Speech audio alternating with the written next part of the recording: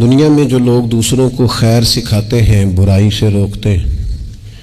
تعلیم دیتے ہیں، جہالت سے بچاتے ہیں، وہ لوگ امام کہلاتے ہیں، استاد کہلاتے ہیں، مرشد کہلاتے ہیں۔ بھلائی کے پیغام کو عام کرنے والے کو لوگ مصلح سمجھتے ہیں، اس کو اپنا بڑا جانتے ہیں اور کوشش کرتے ہیں کہ ان سے سیکھی ہوئی باتوں کو اپنی زندگی میں نافذ کریں۔ اللہ تبارک و تعالیٰ نے اس ساری امت کو یہ فرمایا ہے، ساری امت کو، کہ تم اس لیے بہترین امت ہو کہ تم نے لوگوں کو خیر کا حکم دینا ہے، تم نے لوگوں کو برائی سے بچانا ہے۔ کنتم خیر امت اخرجت للناس، فرمایا تم بہترین امت ہو، لوگوں کی بھلائی کے لیے تمہیں پیدا کیا گیا ہے۔ تأمرون بالمعروف وتنہون عن المنکر، تم لوگوں کو معروف کا حکم دو گے اور منکرات سے منع کرو گے۔ اس امت نے، پوری امت نے پیشوائی کرنی ہے پوری دنیا میں، جہاں بھی کفر ہے، شرک ہے،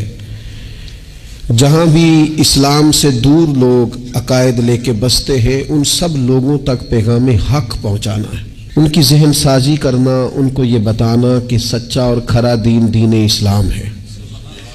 ان کو یہ بتلانا کہ ہماری بھلائی، ہماری نجات اللہ کو ماننے میں ہے اور رسول کریم علیہ السلام کے دروازے کی گدائی میں ہے۔ یہ اس پوری امت کے ذمے اللہ نے لگایا۔ ہمارے ہاں لوگ یہ سمجھتے ہیں کہ مجھے نسبت حاصل ہو گئی ہے، اب میرا اعزاز بن گیا ہے، لیکن جو چیز وجہ نسبت ہے اس کو میں اختیار کروں چاہے نہ کروں۔ استاد بڑا باعث افتخار ہے، پر اس کی وجہ عزت یہ ہے کہ وہ پڑھاتا ہے، اور اگر وہ پڑھائی نہ، وہ کہے جی میں استاد ہوں میری عزت کرو، بھئی آپ کا جو منصب ہے وہ بھی تو پورا کریں آپ۔ ایک شخص ہے جس کی وجہ عزت یہ ہے، وجہ فضیلت یہ ہے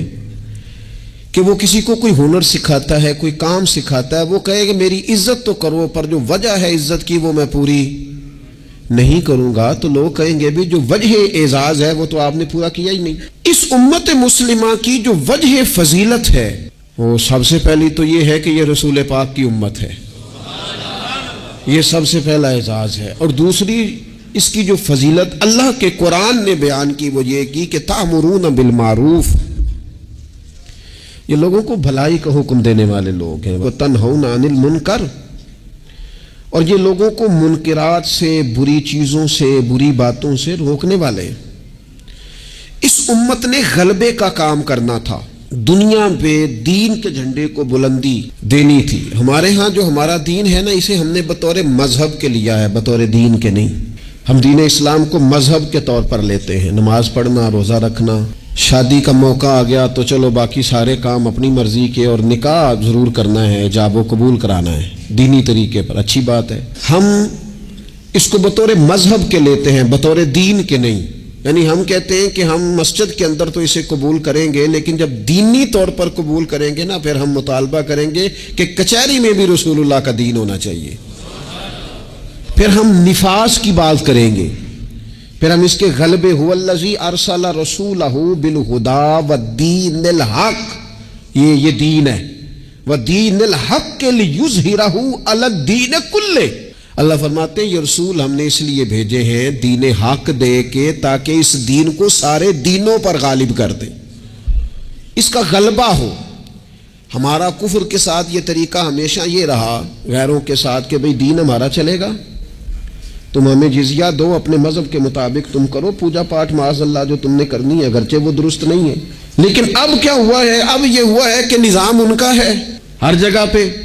اور ہمیں یہ کہا گیا ہے کہ نماز پڑھو، کوئی حرج نہیں، روزہ رکھو، زکوٰۃ دو، خدمات کرو، لیکن جو نظام ہے ارسل رسولہ بالہدی والدین الحق لیظہرہ علی الدین کلہ،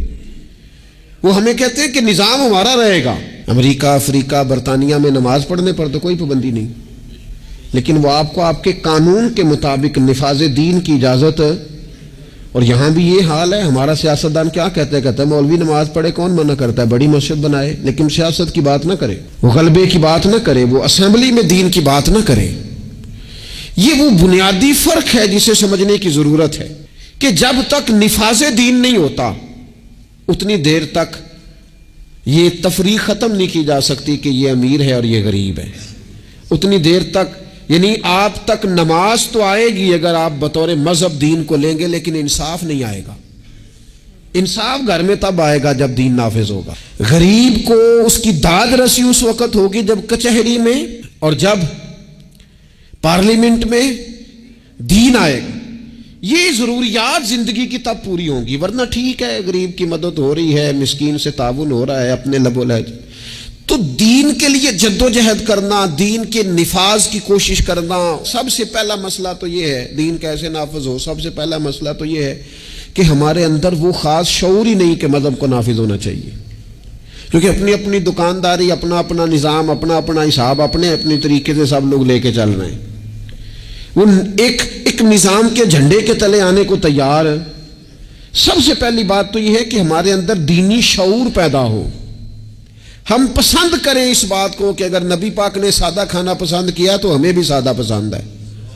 ہم پسند کریں اس بات کو کہ اگر حضور نے فرمایا ہے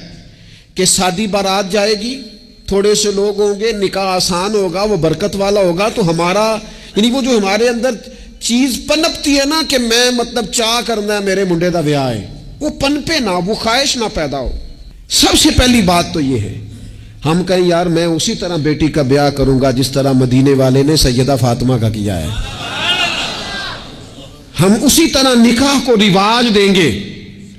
جس نکاح کا رواج نبی پاک نے مولا علی شیر خدا کے لیے پسند فرمایا ہے۔ یہ جب پہلی بات تو یہاں اپنے آپ کو کھڑا کرنا بڑا ضروری ہے، یہاں نہیں کھڑا کر پاتے۔ اگر پیسے ہاتھ نہیں آئے تو چلو ٹھیک ہے ہم سادے ہو گئے، اگر آ گئے تو یاد رکھو فقیری میں فقیری کرنا کوئی کمال نہیں،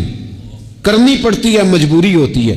فقیری میں فقیری کوئی کمال نہیں، کمال تو یہ ہے کہ تو بادشاہی میں فقیری کرے، تیرے پاس لاکھوں پڑے ہوں پر تیرا مزاج فقیرانہ ہو، کروڑوں اربوں تو خرچ کرنے کی طاقت رکھتا ہو لیکن تو کہے نہیں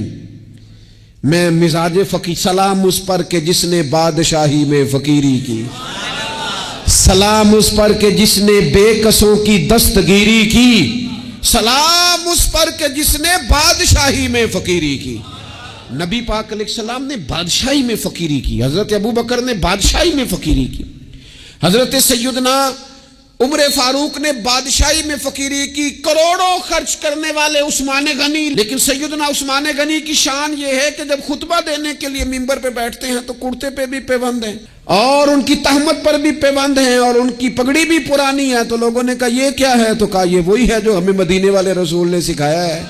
وہ خرچ کرنا ہے دوسروں پر، وہ سارے کا سارا اپنے اوپر اعلیٰ آسائشیں حاصل کرنا اور پتہ نہیں کہاں سے کہاں